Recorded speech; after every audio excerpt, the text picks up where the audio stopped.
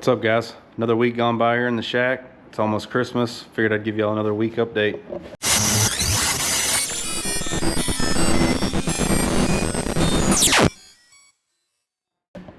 The Hellcat has arrived. It's sitting in the frame. Just got it on some blocks. These are like Scott's universal motor mounts. We're gonna build some tabs to the frame. It's a 4L80 from TCI. It's got a reed adapter bell housing and a TCI converter and flex plate and all that junk to make it work. But it is all in there, and nothing had to be cut on the body or the frame to fit. Just had to change the oil pan to sit it in there. It's a Milodon deal. Anyway, this thing is cool, and I really thought when we uncrated it, man, it's way too big, but it fits. And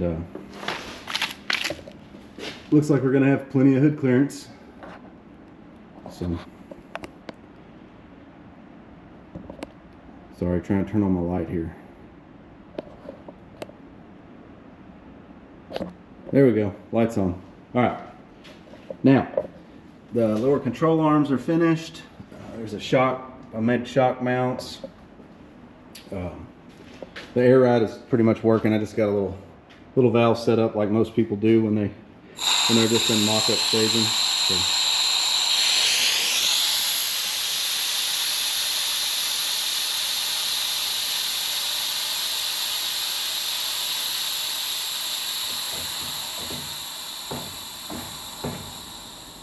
She gets pretty low. Obviously, it's on wheel dollies, but it's gonna ride pretty low. Still has a stock transmission tunnel in it, which is pretty tall. I would say it compares to a high hump in a C10. Anyway, oh, I said anyway. Trying not to do that. Finished boxing the frame, finished the notch. Built those cross members I was talking about last week, which nothing special, just a little cross member that is going to clear everything. Did some measuring. The 4-link is going to fit outside the frame. Pretty happy about that. It'll make the truck a little more stable. This is just my mock-up axle. It's a trailer axle that opens or spreads apart and closes down. I use it to make sure everything's going to fit right. The quick performance housing showed up, and well, 75% of the rear end showed up. The axle shaft showed up one day. The housing showed up the next day. The brake showed up the next day. Still waiting on the third member. But this thing is badass. What else did we do to this thing this week? That's about it, really. Obviously set the body back on the chassis to get a good look at it, but it's moving right along, and really it's looking killer. Excuse the water on the floor. We had a monsoon last night, and my shop has a few leaks when it rains that bad, so one day I'll fix that before it gets too hot, hopefully. On the C10, didn't really do a whole lot. It drove itself here. First time it's drove in, I don't know, I think 6 or 7 years. So it moved around the shop, got it over here. It needs to be tuned still, but I'm still working out a few bugs before I get a tuner over here and waste his time. I had to change a fuel rail. It was leaking. It's just stock fuel rail deal.